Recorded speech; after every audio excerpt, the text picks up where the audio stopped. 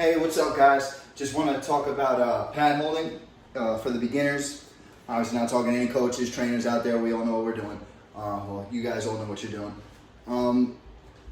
A lot of times with pads, people hold them just wrong and in a dangerous way for the person kicking and punching, knee and elbow, etc. The two most important things with the pad holding, mid holding, is the target itself, the target you're creating for the person, and where that target's going to be. I'll talk about those first, and I'm also going to talk about, especially with us Thai guys, with the physical way that the pads are held. These are much bigger pads.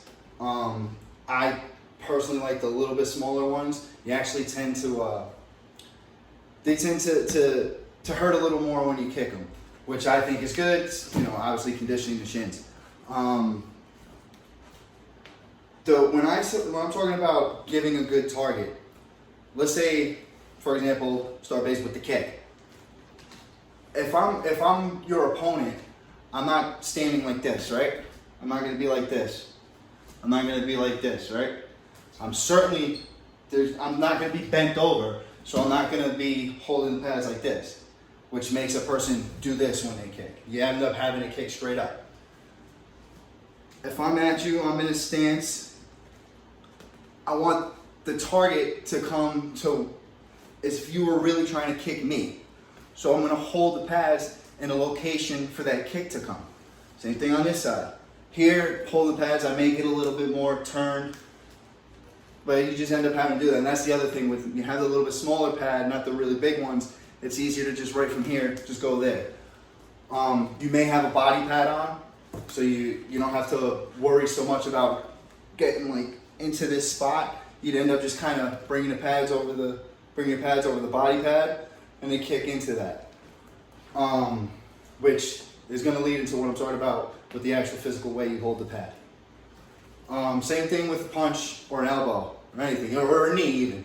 I bring that here, and then you'll see people bring the pad out because you want the person to really drive that hip, extend that knee through. A lot of times somebody's going to try to block you off anyway, use that long guard, need to get through that and extend the knee. So instead of being like this, because you don't want to just throw your knee straight up, you want it to go through your target. Trajectory is what I'm really talking about here. Trajectory to and through the target. I'll be here, right? You're gonna put that on your chest, whatever. But you want a knee here, not here. Some people, I'll do it often, where it come down into it, just to harden the target. But you want it to be coming here.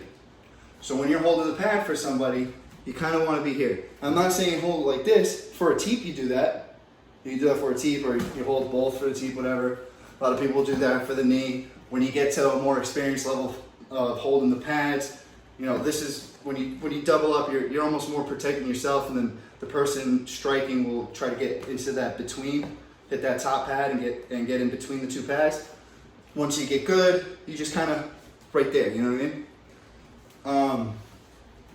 With punching, elbow, and stuff like that, you get to a point where you want to have that good target, and this is going to be what I'm talking about, the placement with the trajectory going towards the target, the trajectory to and through the target.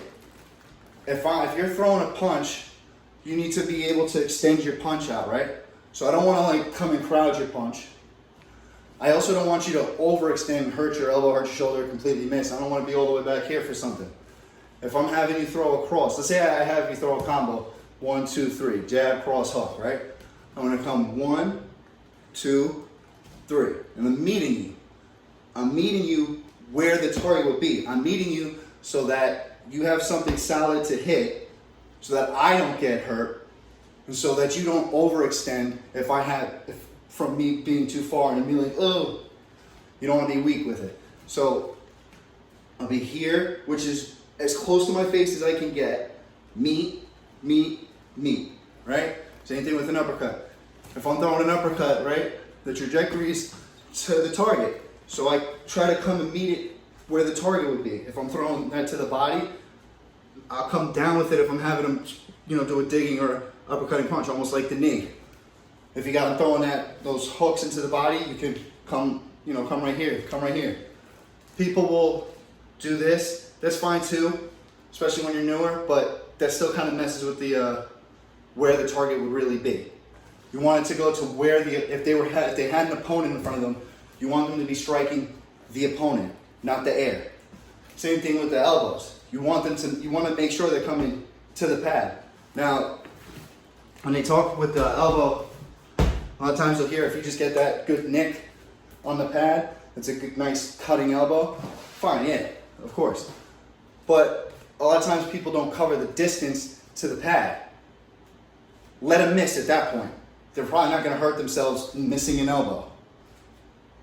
You want them, that elbow's got to cover the distance. So if I'm going with the right elbow, you probably hold it for like a hook. Me, I don't care. I'll just hold it wherever. I'll let them hit me in the face because I'm an idiot. But you want to make sure that they cover the distance to where that target is. Because if the target's here and I'm over here, it's useless. You make them cover the distance to the pad. Same thing with the boxing mitts. You'll see people like meeting where the punch, like almost meeting wherever the punch is thrown instead of making it come to the target. A lot of that is just more shoulder work. A lot of that is getting a rhythm with your pad holder. What do you call it? Like muscle memory work, stuff like that. It's different. Like you'll see like with Floyd Mayweather where he made that famous. But when you see him doing his work, not that muscle memory work where he's really going towards targets, nobody's coming all the way out here. And when they do that, it's not like he's here and they're coming to wherever it's going. There's movement going on and you're striking to where the actual target is supposed to be, the opponent. So that's the key, making sure that the proper trajectory is there. The trajectory getting to the target and through the target, and making sure that you're placing the target where the target would be. Which is something else I'm going to talk about in another video, is like creating where the target will go. Making the target go somewhere to where you want it to go. Finding out where it's going so you meet it there. Different video. The last thing I wanted to talk about was the physical placement of the pads. It's usually what I'm talking about with the physical way you hold it. A lot of people are taught to hold it like that, which I mean is fine, but to me, I think you got a better chance of you getting hit in the elbow doing that. Well, I mean, especially if you got the smaller pads, it doesn't matter. You can get hit in the elbow. Shit happens. But one like this, it's meant to make sure that all you do is get shin. When you're fighting, if you ever fight or just accidents happen, you tend to hit hard things with your instep. And especially if you're fighting, you're going to hit an elbow with your instep. You're going to hit a knee, the shin with your instep. You're going to hit the hip bone with your instep, with that instep of the foot. And that, if it's not conditioned, if you don't know how to tolerate that pain, that's going to suck. Most traditional martial arts, it's like Taekwondo, karate, or anything like that, they learn to kick with their instep. They'll even learn to kick with their toes. You build up a tolerance to the pain so you can hurt a person with any part of that. The instep is very hard. You get hit across the face with somebody's instep, it's lights out if they catch you right. Just as much with a shin.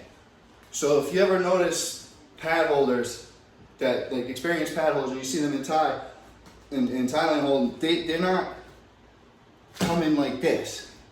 It's, just like that. And there's a split, because I want everything to hit. I like it when I can catch with the instep and I hit that instep hard because I'm conditioning that. You want all that condition because, like I said, you're going to hit that instep on hard things. Make sure that instep can do damage. Because especially if like me, I often will kick the leg with my instep because I can kick it from far away. But somebody sees that and then they bring up a check and then I kick the shin or the knee with my instep, that sucks. But it doesn't suck as much because I can tolerate the pain because I keep hitting it into the pads, into the heavy bag, because you want that condition. You need that condition. So I personally don't do this unless the person who's kicking asks me to close it like that. I'll always keep it a little open. And then especially if you got the body pad on, I'm just putting it right on the pad and just get into that middle space. Kick the pad, kick the body pad, kick the tie pads, what have you. That's my video for today. Hopefully I didn't sound like an idiot.